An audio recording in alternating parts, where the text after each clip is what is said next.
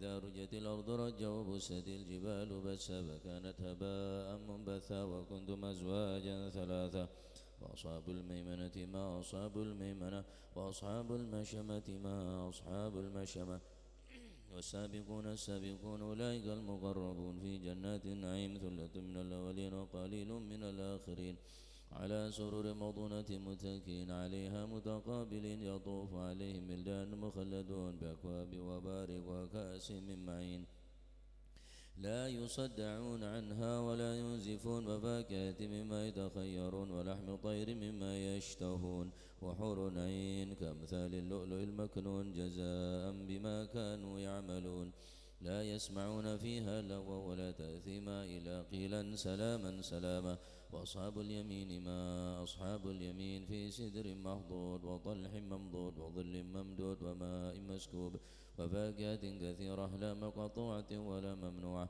وفرش مرفوعة إنا أنشأناهن إنشاء فجعلناهن بكارا عربا أترابا لأصحاب اليمين ثلة من الأولين وثلة من الآخرين وأصحاب الشمال ما أصحاب الشمال في سموم وحميم وظل من يحموم لا بارد ولا كريم إنهم كانوا قبل ذلك مترفين وكانوا يصرون الحنث العظيم وكانوا يقولون إذا متنا وكنا ترابا وعظاما إنا لمبعوثون أو آباؤنا الأولون قل إن الأولين والآخرين لمجموعون إلى ميقات يوم معلوم ثم إنكم أيها الضالون المكذبون آكلون من شجر من زقوم فمالئون منها البطون فشاربون عليه من الحميم فشاربون شرب الهيم هذا نزلهم يوم الدين نحن خلقناكم فلولا تصدقون أفرأيتم ما تمنون أنتم تخلقونه أم نحن الخالقون نحن قدرنا بينكم الموت وما نحن مسبوقين على أن نبدل أمثالكم وننشاكم فيما لا تعلمون ولقد علمتم النشأة الأولى فلولا تذكرون فرأيتم ما تحرثون أنتم تزرعونه أم نحن الزارعون لو نشاء لجعلناه حطاما فظلتم تفكهون إنا لمغرمون بل نحن محرومون فرأيتم الماء الذي تشربون أنتم أنزلتموه من المزن أم نحن المنزلون لو نشاء جعلناه جاجا فلولا تشكرون أفرأيتم النار التي تورون أنتم أنشأتم شجرتها أم نحن المنشئون نحن جعلناها تذكرة ومتاعا للمقوين فسبح باسم ربك العظيم فلا أقسم بمواقع النجوم وإنه لقسم لو تعلمون عظيم إنه لقرآن كريم في كتاب مكنون لا يمسه إلا المطهرون تنزيل من رب العالمين أفبهذا الحديث أنتم مدهنون تجعلون رزقكم أنكم تكذبون فلولا إذا بلغت الحلقوم وأنتم حينئذ تنظرون ونحن أقرب إليه منكم ولكن لا تبصرون فلولا إن كنتم غير مدينين ترجعونها إن كنتم صادقين فأما إن كان من المقربين فراح ورحان وجنة نعيم وأما إن كان من أصحاب اليمين فسلام لك من أصحاب اليمين وأما إن كان من المكذبين الضالين فنزل من حميم وتصلية جحيم إن هذا لهو حق اليقين وسبح باسم ربك العظيم اللهم صن وجوهنا باليسار ولا توهنا بالاقتار فنسترزق طالب رزقك ونستعظم شرار خلقك ونشتغل بحمد من أعطانا ونبتلى بذنب من منعنا وأنت من وراء ذلك كله أهل العطاء والمن اللهم كما سنت وجوهنا لسجود الله لك فسنا للحاجة إلا إليك بجودك وكرمك وفضلك يا أرحم الراحمين يا أرحم الراحمين يا أرحم الراحمين أغننا بفضلك عمن سواك وصلى الله على سيدنا محمد والحمد لله رب العالمين.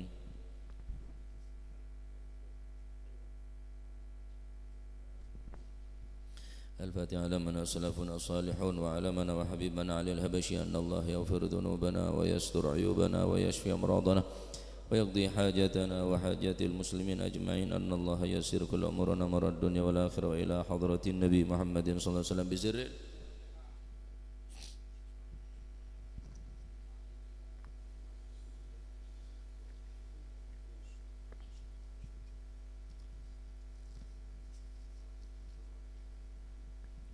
يا ربي صل على محمد أشرف بدر في الكون أشراق. يا ربي صل على محمد يا ربي صل عليه وسلم. يا ربي صل على محمد أكرم داع يدعو إلى الحق. يا ربي صل على محمد يا ربي صل عليه وسلم. يا ربي صل على محمد المصطفى الصادق المصدق. يا ربي صل على محمد يا ربي صل عليه وسلم. يا ربي صل على محمد أحلى الورى منطقا وأصداق. يا ربي صل على محمد يا ربي صل عليه وسلم. يا ربي صل على محمد أفضل من بالتقى تحقق. يا ربي صل على محمد يا ربي صل عليه وسلم. يا ربي صل على محمد من بالسخاء والوفاء تخلى. يا ربي صل على محمد يا ربي صل عليه وسلم. يا ربي صل على محمد واجمع من الشمل ما تفرق.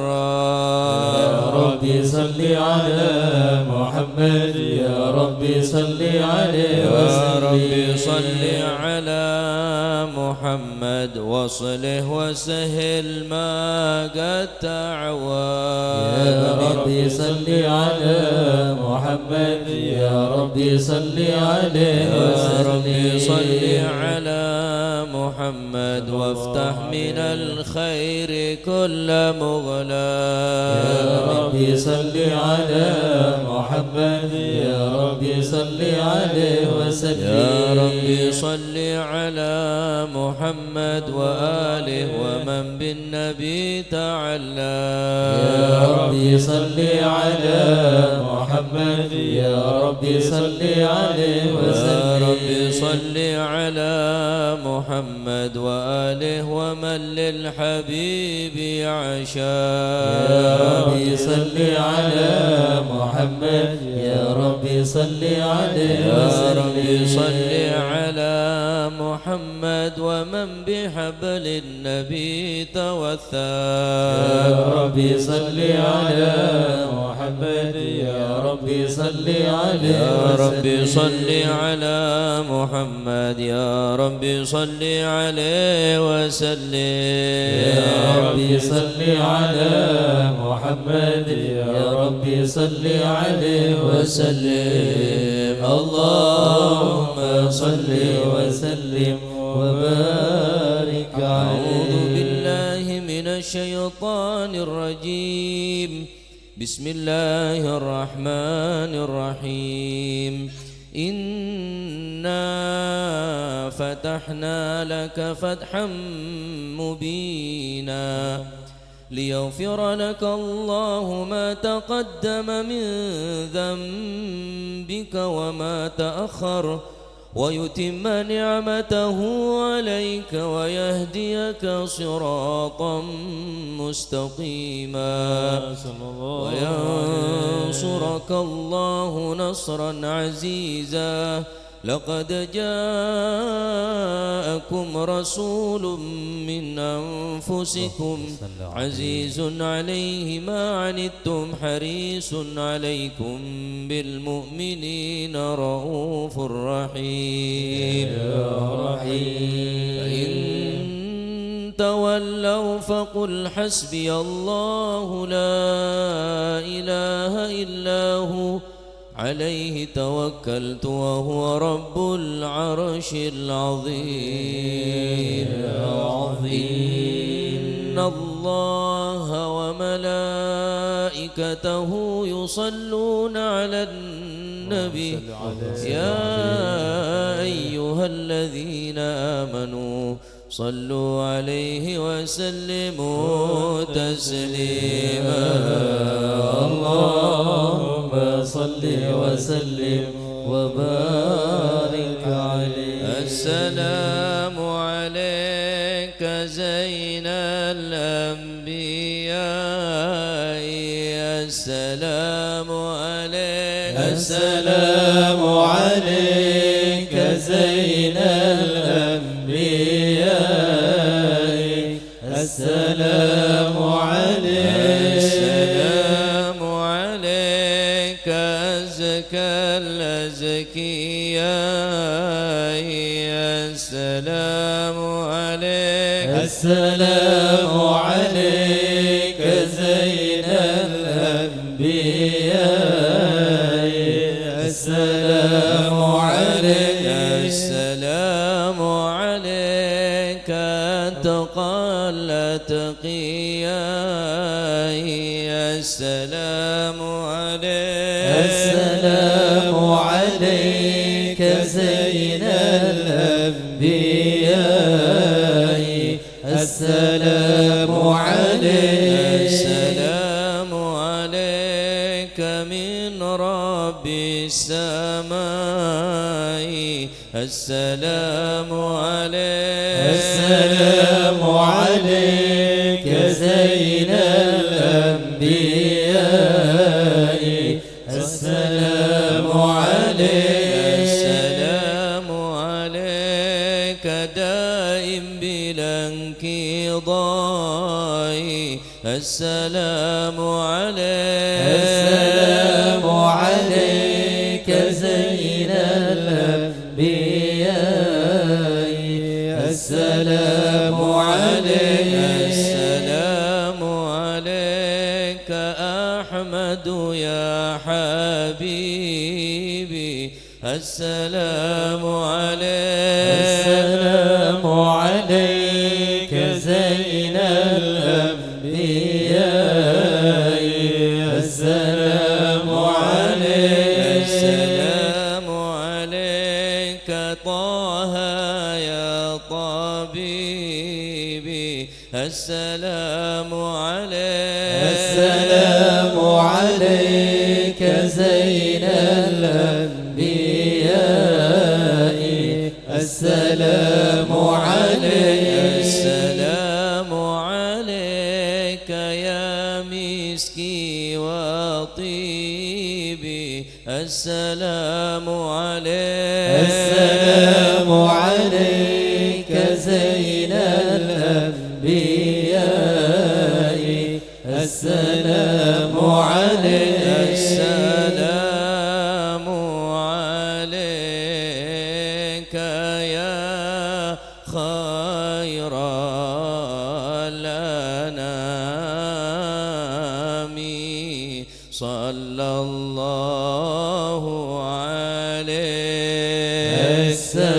السلام عليك زين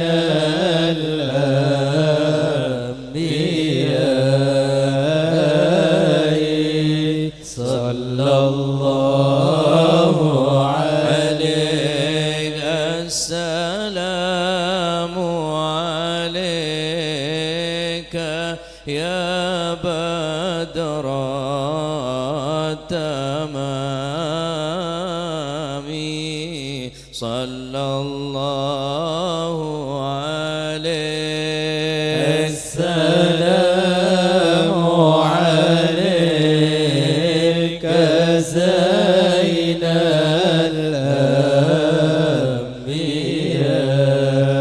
الأنبياء صلى الله عليك السلام عليك يا نور الظلام صلى الله عليك السلام عليك زين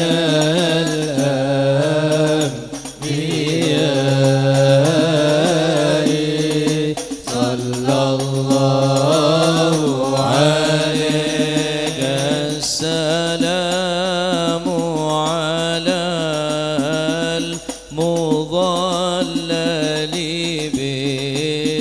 بالغمامة صلى الله عليه السلام عليك زين الأنبياء صلى الله عليك السلام على المشفع في القيامة صلى الله عليه السلام عليك زين الأنبياء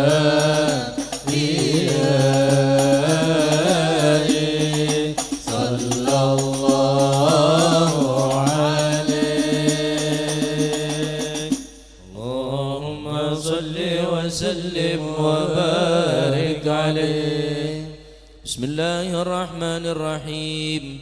الحمد لله القوي سلطانه الواضح برهانه المبسوط في الوجود كرمه وإحسانه صلى الله عليه تعالى مجده وعظم شانه خلق الخلق لحكمة وطوى عليها علمه وبسط لهم من فيض المنة ما جرت به في أقداره القسمة صلى الله عليه وأرسل إليهم أشرف خلقه وأجل عبيده رحمة علقت إرادته الأزلية بخلق هذا العبد المحبوب فانتشرت آثار شرفه في عوالم الشهادة والغيوب صلى الله عليه وما جل هذا المن الذي تكرم به المنان صلى الله عليه وأعظم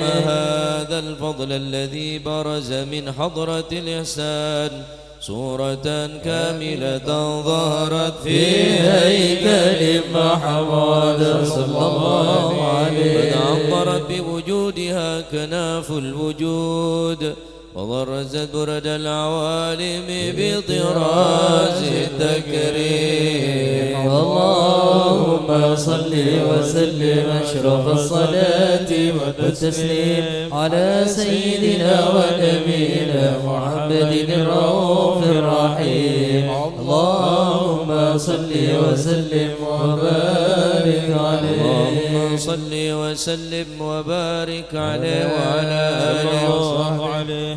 تجلى الحق في عالم قدسه الواسع تجليا قضى بانتشار فضله بالقريب والشاسع صلى الله عليه فله الحمد الذي لا تنحصر أفراده بتعداد ولا يمل تكراره بكثرة ترداد حيث أبرز من عالم الإمكان صورة هذا الإنسان صلى الله عليه يتشرف بوجود الثقلان وتنتشر أسراره في الأكوان ما من سر اتصل به قلب منيب إلا من سوابغ فضل الله على هذا الحبيب صلى الله عليه يا لقلب سروره قد توالى حبيب عم لنا ما نوالا جل من شرف الوجود بنور غمر الكون بهجة وجمالا صلى الله عليه ترقى في الحسن على مقام وتناهى في مجده وتعالى نهضت العيون فيما اجتلته بشرا كاملا يزيع الضلال صلى الله عليه وهو من فوق علم ما قدرت رفعة في شؤونه وكمالا وسبحان الذي أبرز من حضرة الامتنان ما يعجز عن وصفه اللسان ويحار في تعقل معاني الجلال صلى الله عليه. انتشر منه في عالم البطون والظهور ما ملأ الوجود الخلقي نور. فتبارك الله من إله كريم بشرتنا آياته بالذكر الحكيم ببشارة. لقد جاءكم رسول من أنفسكم عزيز عليه ما عنتم حريص عليكم بالمؤمنين رؤوف رحيم. فمن فاجأته هذه البشارة وتلقاها بقلب سليم فقد هدي إلى صراط مستقيم. اللهم صل وسلم أشرف الصلاة والتسليم على سيدنا ونبينا محمد الرؤوف الرحيم. اللهم صل وسلم وبارك عليه. اللهم صل وسلم وبارك عليه.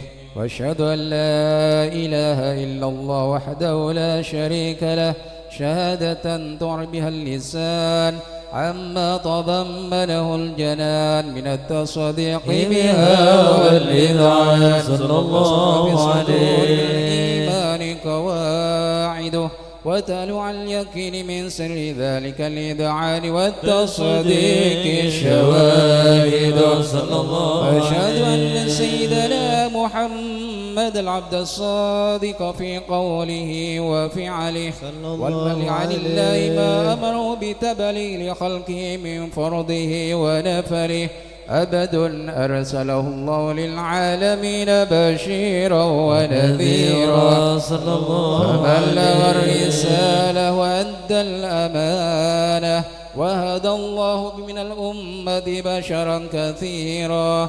فكان في ظلمة المستبصرين سراجا وقمرا منيرا. صلى الله عليه. فما أعظم منة تقرب الله بها على البشر وما أوساها من نعمة انتصر سرها في البحر والبر.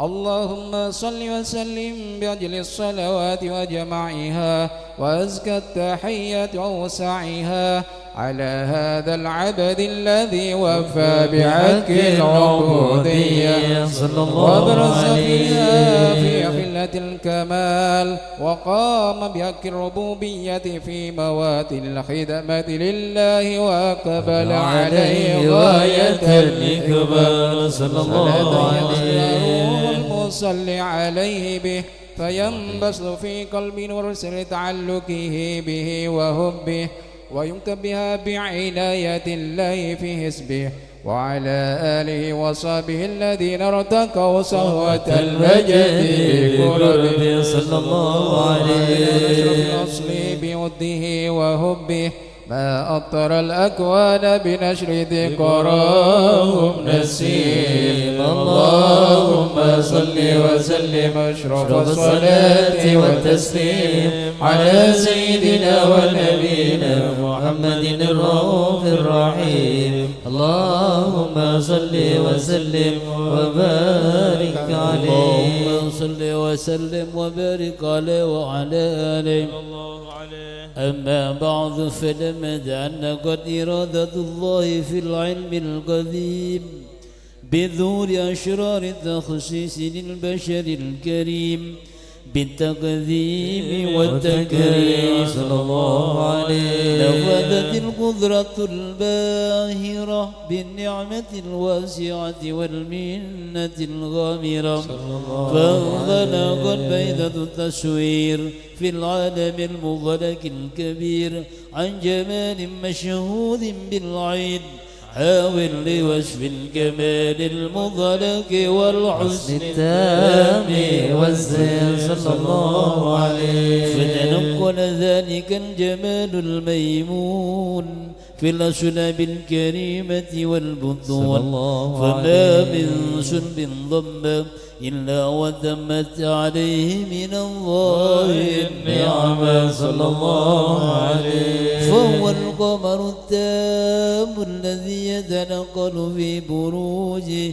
ليتشرف بموضع استقراره وموضع خروجه. وقد قضت الأقدار الأزلية بما قضت وأظهرت من سر هذا النور ما أظهرت وخصصت به من خصصت صلى الله عليه. فكان مستقره في الأصلاب الباخرة والأرحام الشريفة الظاهرة حتى برز في عدم الشهادة بشرا لا كالبشر صلى الله عليه. ونورا حير الأفكار الظهور وبال فذعنق لرمهم بدراك من هذه الحروف بأن يركب في هذا الإرضاس ما هو لديه من عجائب ذلك النور معروف صلى الله عليه. وإن كانت الألسن لذفي بعشر معشار أوشاف ذلك الموصوف تشويقا للسامعين من خواص المؤمنين وترويحا للمتعنقين بهذا النور المبين صلى الله عليه. وإلا فأن ضعرب الأجناب عن شؤون خير الأنام ولكن الجليل تذوي لما حفظته من سير أشرف المخلوقين وما أكرمه الله به في مولده من الفضل الذي عم العالمين صلى الله عليه. وبقيت رايته في الكون منشورة على مر الأيام والشهور والسنين صلى الله عليه. داعي التعلق بهذه الحضرة الكريمة ولاعج التشوق إلى سماع أوصافها العظيمة ولعل الله ينفع به المتكلم والسامع فيدخلن في شفاعة هذا النبي الشافع ويتروحان بروح ذلك النعيم. اللهم صل وسلم أشرف الصلاة والتسليم على سيدنا ونبينا محمد الرؤوف الرحيم. اللهم صل وسلم وبارك عليه. الله الله الله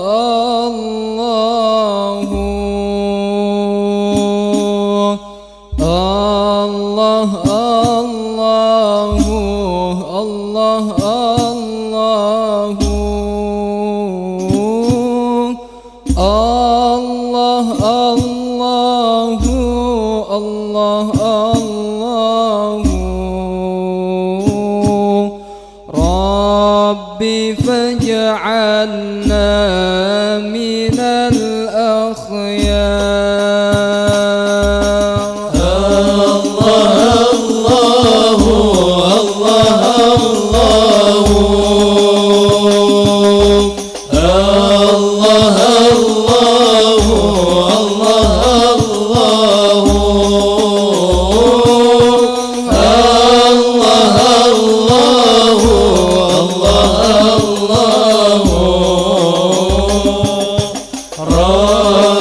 فاجعلنا من الأخيار. سألت الله بارينا يبلغنا أمانينا ويذهب مننا الأكدار. ربي فاجعلنا من الأخيار. الله الله الله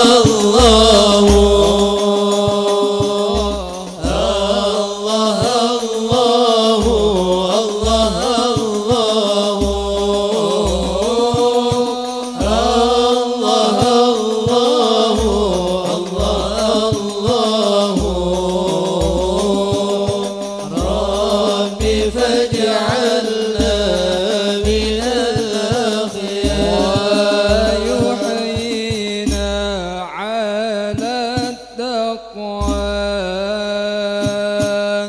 بلا محنة ولا بلوى بجاه المصطفى المختار ربي فاجعلنا من الأخيار. الله الله الله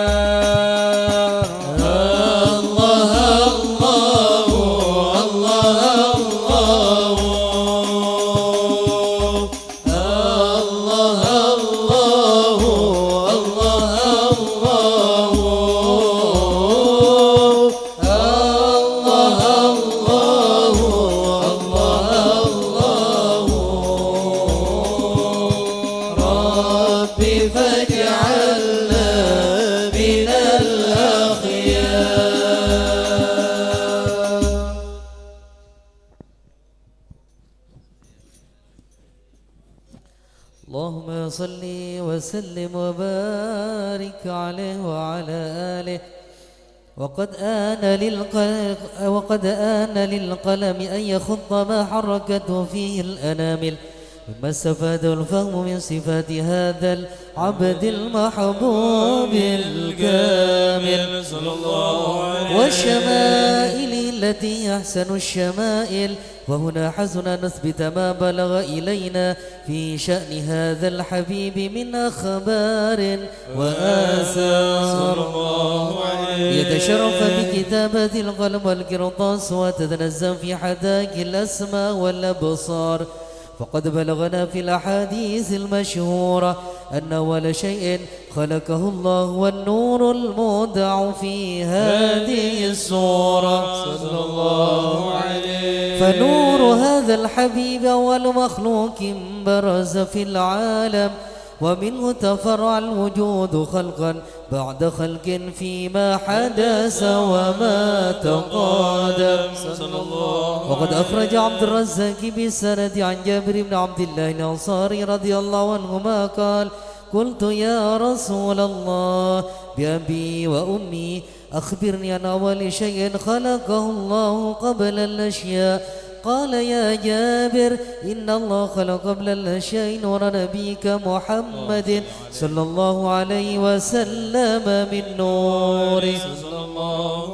وقد ورد من حديث أبي هريرة رضي الله عنه أنه قال: قال رسول الله صلى الله عليه وسلم: كنت أول النبيين في الخلق وآخرهم في البعث. وقد تعددت الروايات بأنه أول الخلق وجودا وأشرفهم مولودا.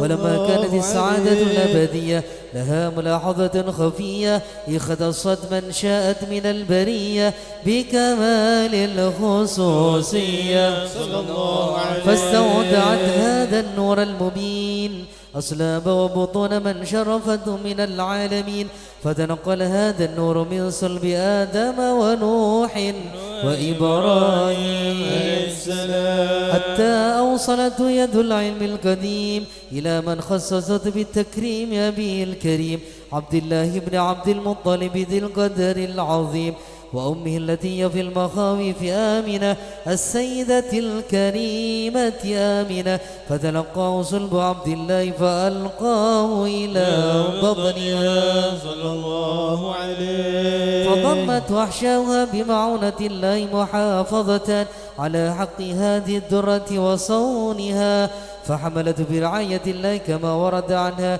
حملا خفيفا لا تجد له ثقلا ولا تشكو منه ألما ولا عللا، حتى مر الشهر بعد الشهر من حمله وقرب وقت بروز إلى عالم الشهادة لتنبسط على أهل هذا العالم فيوضات فضله وتنتشر فيه آثار مجده الصميم. اللهم صل وسلم أشرف الصلاة والتسليم على سيدنا ونبينا محمد الرؤوف الرحيم. اللهم صل وسلم وبارك عليه، صل وسلم وبارك عليه وعلى آله. ومنذ علقت به هذه الدرة المكنونة والجوهرة المصونة والكون كله يصبح ويمسي في سرور وابتهاج صلى الله عليه، بقرب ظهور إشراك هذا السراج، والعيون متشوفة إلى بروزه متشوقة إلى التقاط جواهر كنوزه صلى الله عليه. وكل دابة لقريش نطقت بفصيح العبارة معلنة بكمال البشارة، وما من حامل حملت في ذلك العام إلا أتت في حملها بغلام من بركات وسعادة هذا الإمام صلى الله عليه. ولم تزل الأرض والسماوات متضمخة بعطر الفرح بملاقاة أشرف البريات صلى الله عليه، وبروزه من عالم الخفاء إلى عالم الظهور بعد تنكله في البطون والظهور صلى الله عليه. ترى الله في الوجود بهجة التكريم، وبسط في العالم الكبير مائدة التشريف والتعظيم ببروز هذا البشر الكريم. اللهم صل وسلم أشرف الصلاة والتسليم على سيدنا ونبينا محمد الرؤوف الرحيم. اللهم صل وسلم وبارك عليه. صلوا على نور الذي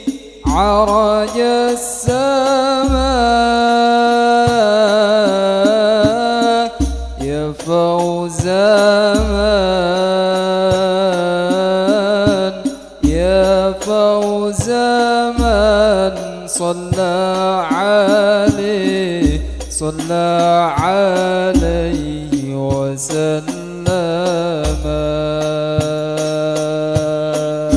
صلوا على نور الذي عرج السماء يا فوز من يا فوز من صلى عليه وسلم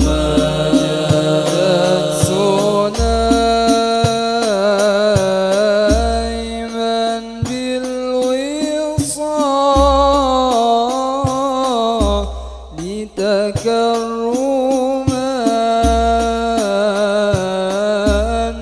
فسرى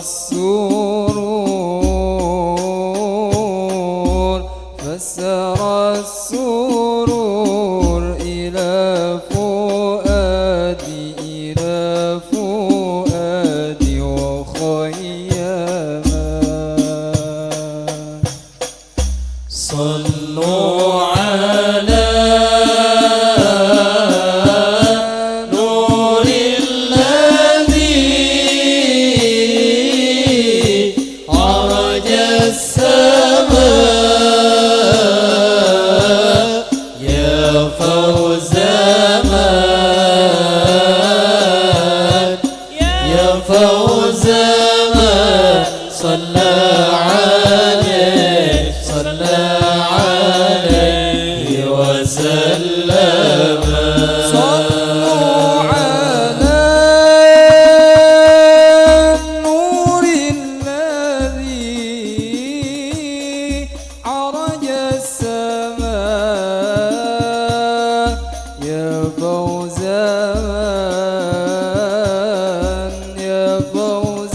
من صلى عليه وسلم صلوا على نور الذي عرج السماء يا فوز من يا فوز من صلى عليه وسلم يا حسن ما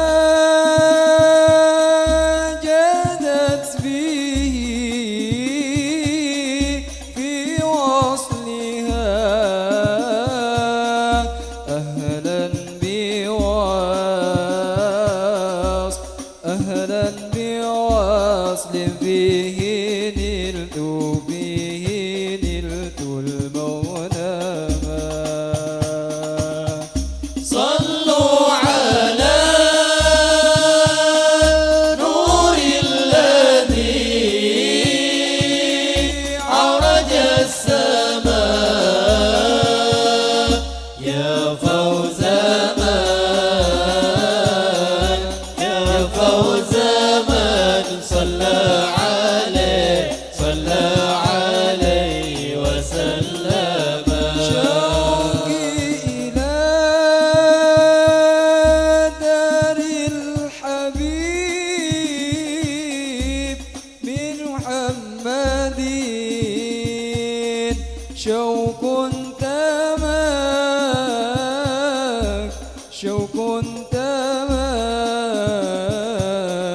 تمكن في الحشا وتقدم شوق تمكن في الحشا وتقدم صلوا على نور الذي عرج السماء يا فوز من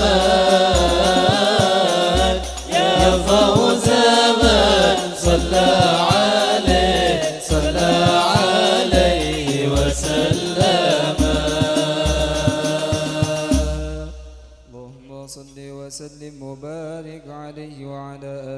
وصل وسلم وبارك عليه وعلى آله وصحبه.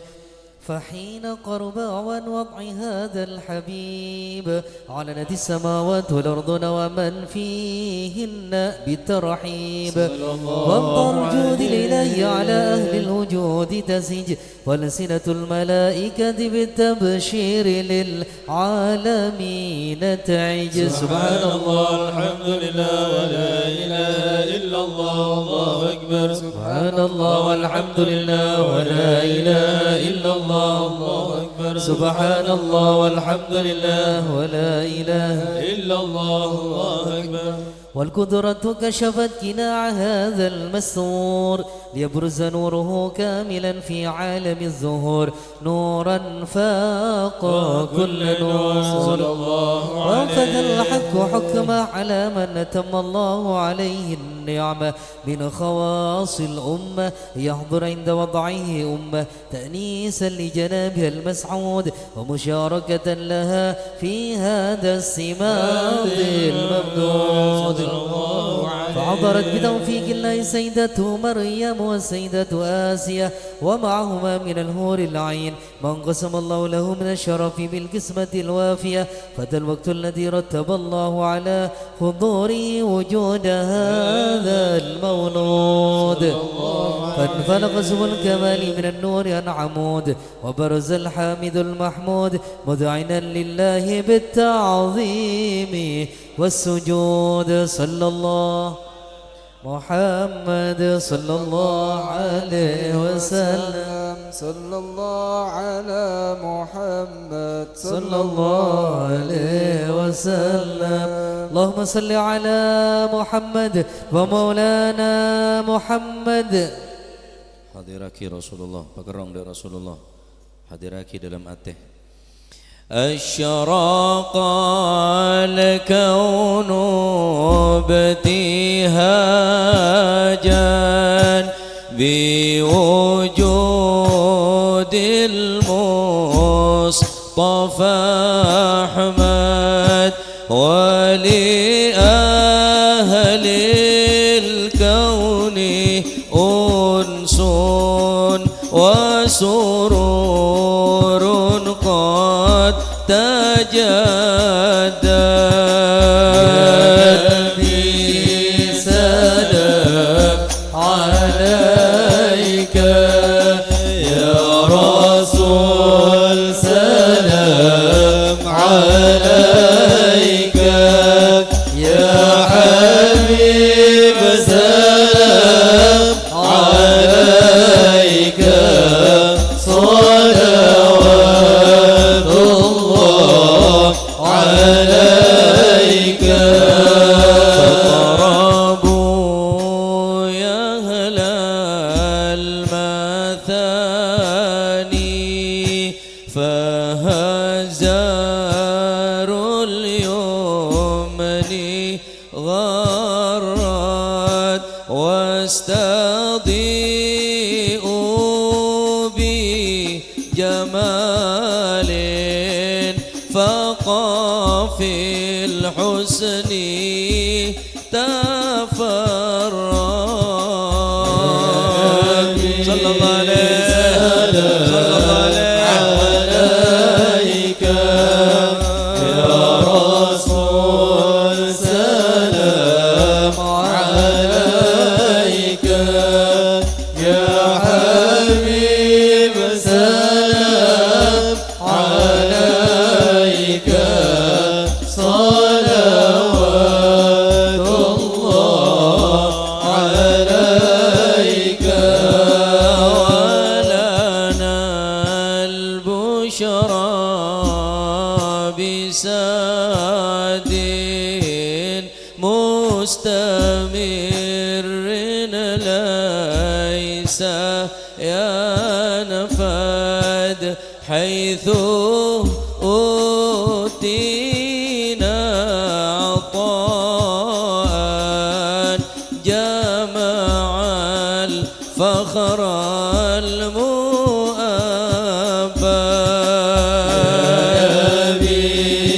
سلام عليك يا رسول، عليك يا حبيب سلام عليك صلوات الله عليك فلربي كل حمد جل أن يحصوره العاد إذ حبانا بوجود المصطفى الهادي محمد يا نبي سلام عليك يا رسول سلام عليك يا حبيب سلام عليك صلوات الله عليك يا رسول الله أهلا بك إن بك نسعد وبجاهه يا إلهي جد وبلغ كل مقصد يا الله يا الله آمين يا رسول سلام عليك يا حبيب سلام عليك صلوات الله عليك واهدنا نهجا سبيله كي به نسعد ونرشد ربي بلغنا بجاهه في جوار خير مقعد يا نبي سلام عليك يا رسول سلام عليك يا حبيب سلام عليك صلوات الله عليك صلاة الله تغشى أشرف الرسل محمد وسلام مستمر كل حين يتجدد طلع البدر علينا من ثنيات الوداع وجب الشكر علينا فدعا لله إذا طلع البدر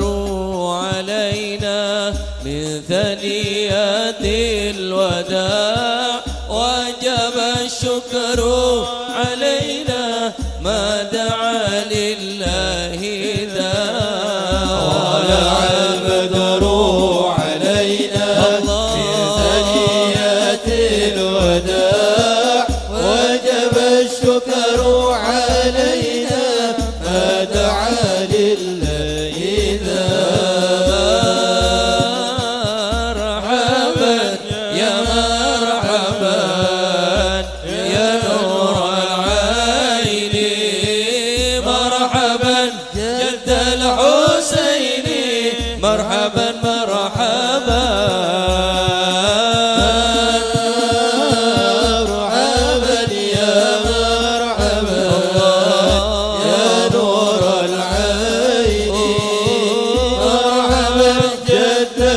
حسيني مرحبا مرحبا وكريمي وحميدنا وكريمي وحميدنا بلقاء الأنام مرحبا مرحبا يا مرحبا يا نور العين مرحبا جد الحسين مرحبا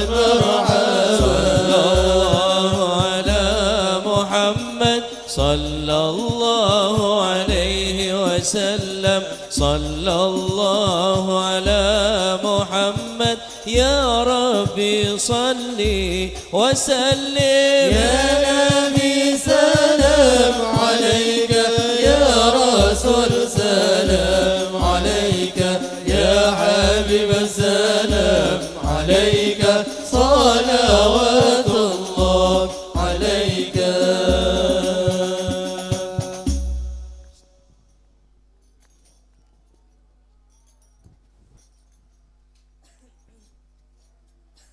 اللهم صل وسلم وبارك عليه وحين برز صلى الله عليه وسلم من بطن أمه برز رافعا طرفه إلى السماء صلى الله ومن عليه ذلك الرفع إلى أن له شرفا على مجده والسماء صلى الله وكان وقت عليه مولد سيد الكونين من الشهر ربيع الأول ومن الأيام يوم الاثنين وموضع ولادته وقبره بالحرمين وقد ورد أنه صلى الله عليه وسلم ولد مقتولا مكحولا مقطوع السرى صلى الله ولد عليه ذلك يشرف عند الله عيد القدرة ومع بروزه إلى عالم هذا العالم ظهر من العجائب ما يدل على أنه أشرف المخلوقين وأفضل الحبايب صلى الله عليه وقد ورد عن عبد الرحمن بن عوف عن أم الشفاء رضي الله عنهما قالت لما ولدت آمنة رضي الله عنها رسول الله صلى الله عليه وسلم وقع على يدي فاستهل فسمعت قائلا يقول رحمك الله أو رحمك ربك صلى الله قالت عليه الشفاء فأضاء له ما بين المشرق والمغرب حتى نظرت إلى بعض كسور الروم قالت ثم ألبست وأضجعت فلم أنشب أن غشتني ظلمة ورعب وكشعريرة عن يميني فسمعت قائلا يقول أين ذهبت به قال إلى المغرب صلى الله وأصرف ذلك عليه عني ثم عاودني الرعب والظلمة والكشعريرة عن يساري فسمعت قائلا يقول أين ذهبت به قال إلى المشرق صلى الله قالت عليه فلم يزل الحديث مني على بال حتى بعثه الله فكنت من أول الناس إسلاما وكم ترجمت السنة من عظيم المعجزات وباهر الآيات البينات بما يقضي بعظم الشرف عند مولاه وأن عين الآية في كل حين ترعاه وأنه الهادي إلى الصراط المستقيم اللهم صل وسلم شرف الصلاة والتسليم على سيدنا ونبينا محمد الرؤوف الرحيم اللهم صل وسلم وبارك عليه. بسم الله الحمد لله والصلاة والسلام على رسول الله سيدنا مولانا وحبيبنا وشافعنا رسول الله محمد ابن عبد الله لا حول ولا قوة إلا بالله رضي الله عنكم. وقال رضي الله عنه قيل أن موسى عليه السلام قال يا ربي لما خلقت الخلق وربيتهم بنعمتك ثم تجعلهم يوم القيامة في النار Faqala Allah tabaraka wa ta'ala ya Musa izra' zar'an fazara'ahu wa hasadahu wa darasahu fa awhallahu ilaih ma fa'alta fi zar'ik qala rafa'tuh qala hal tarakta minhu syai' qala taraktu ma la khaira fih qala ya Musa kadzalika adkhulun nar man la khaira fi ila akhir ma qala radhiyallahu anhu warḍah. Dikatakan bahwa sesungguhnya Nabi Musa alaihi salatu wassalam pernah bertanya secara langsung kepada Allah Subhanahu wa ta'ala. Nabi Musa adalah maqam kedudukannya adalah kalimullah, seorang nabi yang mampu berinteraksi atau berbicara secara langsung dengan zatnya Allah Subhanahu wa ta'ala. Ingat napa? Wallahu a'lam. Sejelas kita harus meyakini, mengimani bahwa Nabi Musa mampu berbicara secara langsung dengan Allah Subhanahu wa ta'ala. Taib. Kemudian Nabi Musa bertanya, ya Rabb, khalaqtal khalqa, engkau menciptakan makhluk, wa rabbaitahum bi ni'matik, kemudian engkau besarkan makhluk tadi itu, engkau rawat mulai dari dalam rahim seorang ibu, dari dalam kandungan 9 bulan, rawat, paringin tanang, paringin soko, paring merepat, paringin kopeng. Bi ni'matika, dengan nikmat engkau ciptakan manusia, engkau rawat mereka dan engkau berikan nikmat kepada makhluk tersebut.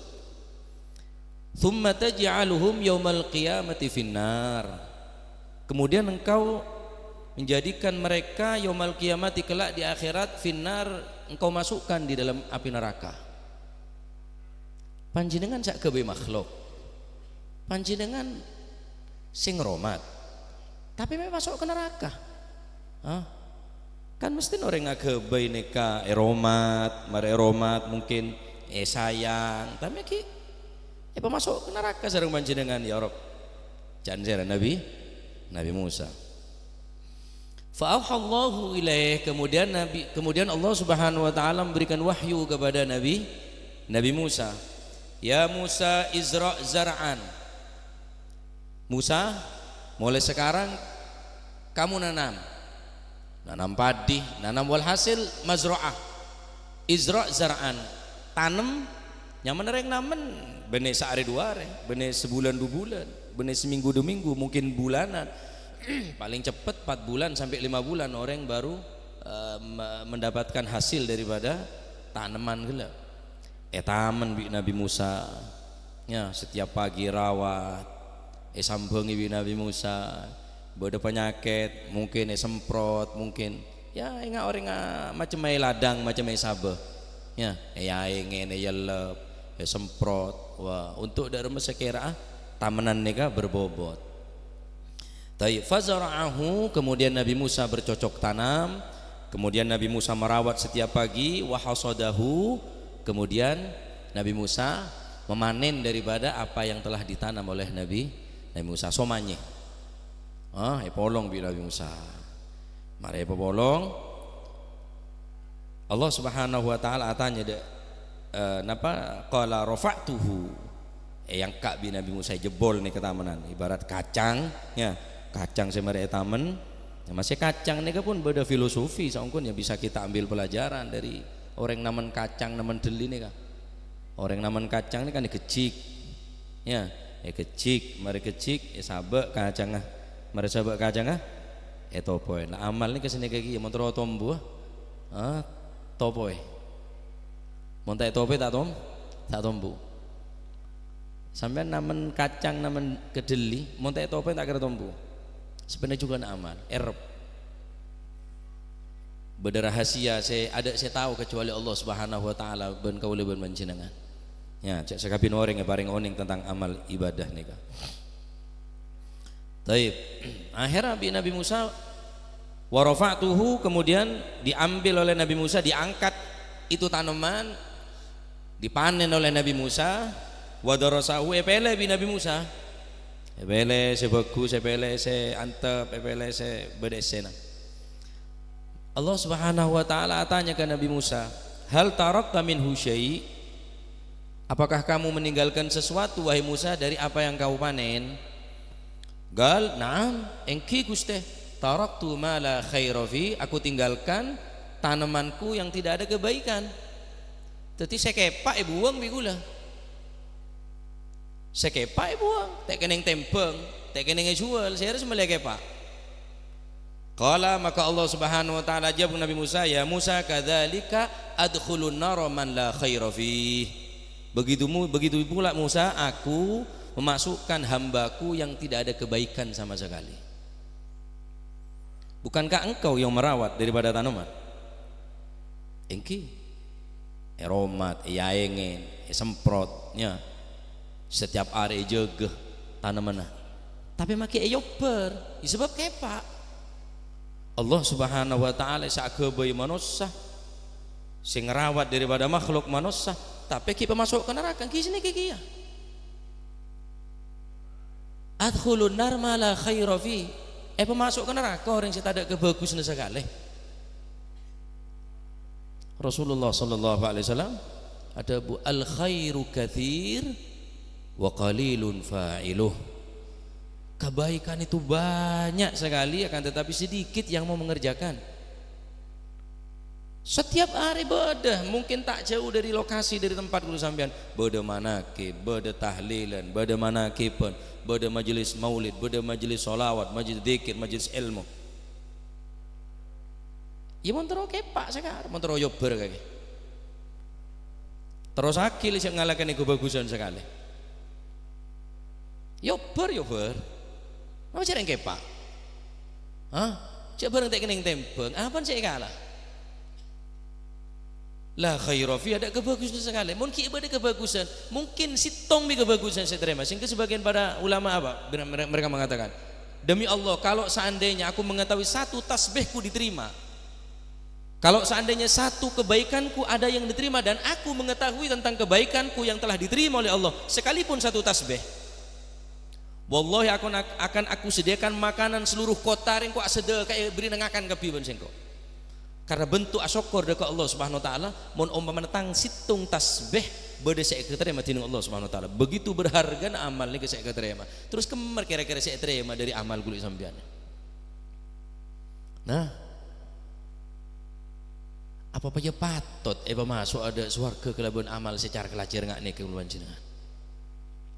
Oleh karena itu lazimin kebaikan, terus haki kebaikan. Sekalipun ki belum tentu orang yang baik, tapi dengan hadir majelis-majelis yang baik, insya Allah kau lewat manjinan dicatat tentu orang yang bagus, orang yang baik.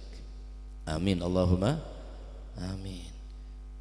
Inna rahmatallahi qaribun minal muhsinin. Sesungguhnya rahmat Allah dekat dengan mereka orang-orang yang baik, yang muhsin, orang yang ahli bagus. Dari kamu orang nikah oleh kebagusan, mau kebagusan baik. Ini orang yang hadir majelis nikah. Orang yang hadir majelis bagus ini belum tentu ada kebagusan. Mulai ni tak tepat. Pada orang yang baca kebagusan ini menghadang betul, berharap betul daripada kebaikan ini. Pada orang yang hanya sekedar datang. Pada orang yang hanya dusta dusun. Allah Taala pun enggan dusta dusun gini sebenarnya orang yang nikah. Karena sampean dusta dusun datang majelis nikah. Hah? Tak 100% taknya dusta dusun. Kan ada orang hadir pengajian dusta dusun, majelis maulid dusta dusun. Allah Taala pun dusta dusun ki sebenarnya orang enggak nikah. Bahkan beda berpaling dari majelis. Allah Taala pun berpaling dari orang enggak nikah. Tak oleh sama sekali. Oleh karena itu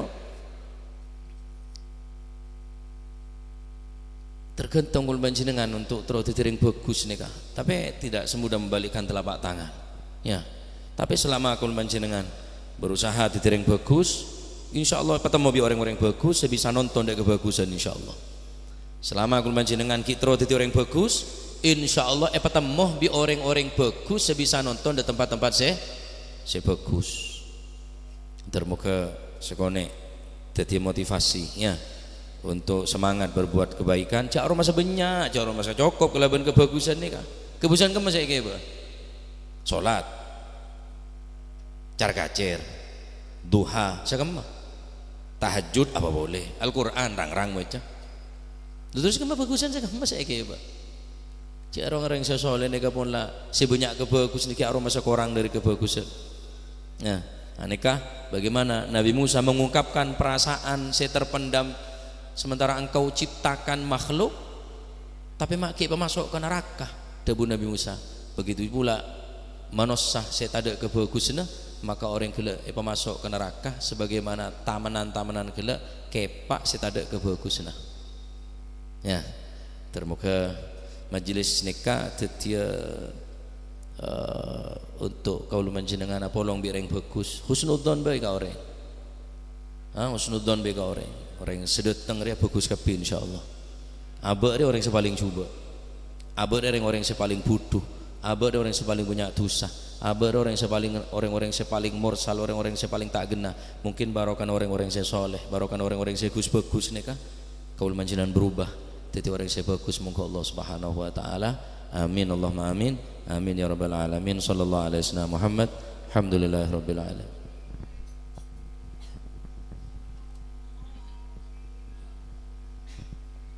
Bismillahirrahmanirrahim. Alhamdulillahirabbil alamin. Hamdan yuwafi ni'mahu wa yukafi mazidah.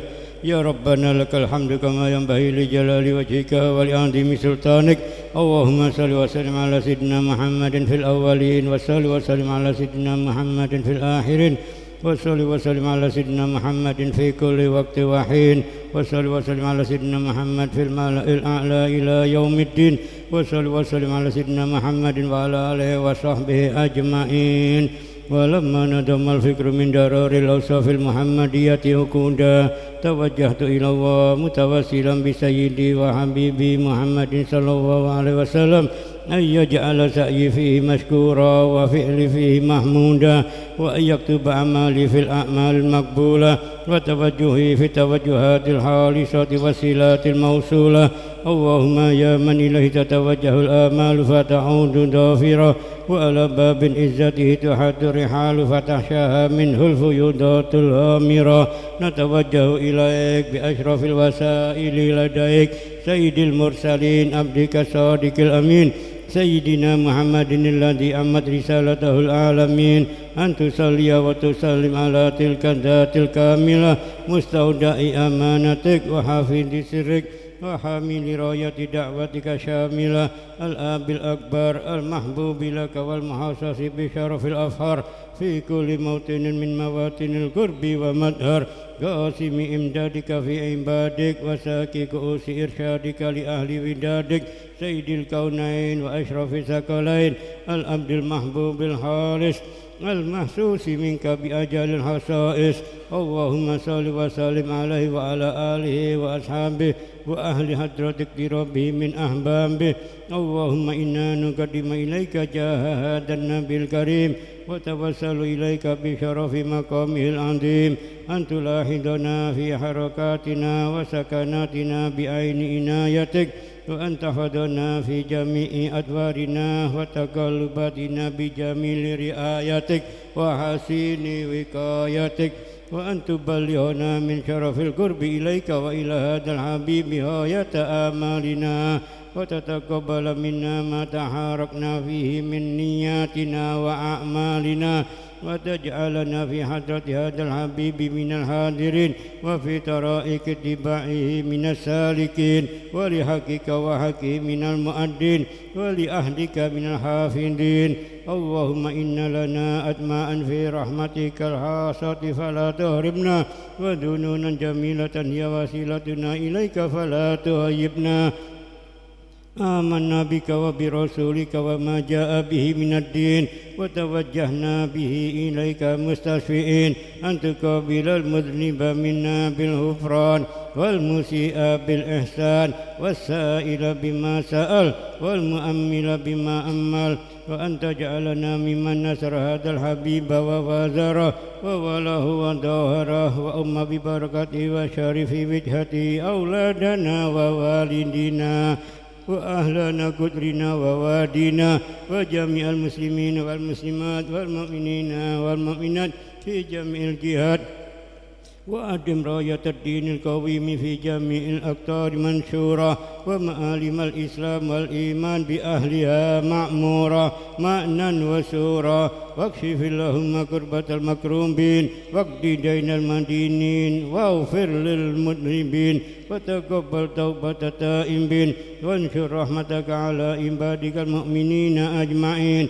واكفي شر المعتدين والظالمين وابسط الأدر في ولاة الحق في جميع النواحي والأقطار وأيدهم بتأييد من عندك ونصر على المعاندين من المنافقين والكفار وجعلنا يا رب في الحسن الحسين من جميع البلايا وجعلنا يا رب في الحسن الحسين من جميع البلايا وفي الحسن المكين من الذنوب والخطايا وأدبنا في العمل بطاعتك وصدق في خدمتك قائمين وإذا توفيتنا فتوفنا مسلمين مؤمنين واختم لنا منك بخير أجمعين وصل وسلم على هذا الحبيب المحبوب للأجسام والأرواح والقلوب وعلى آله وصحبه ومن إليه منسوب وآخر دعوانا أن الحمد لله رب العالمين سبحانك ربك رب العزة عما يصفون وسلام على المرسلين والحمد لله رب العالمين.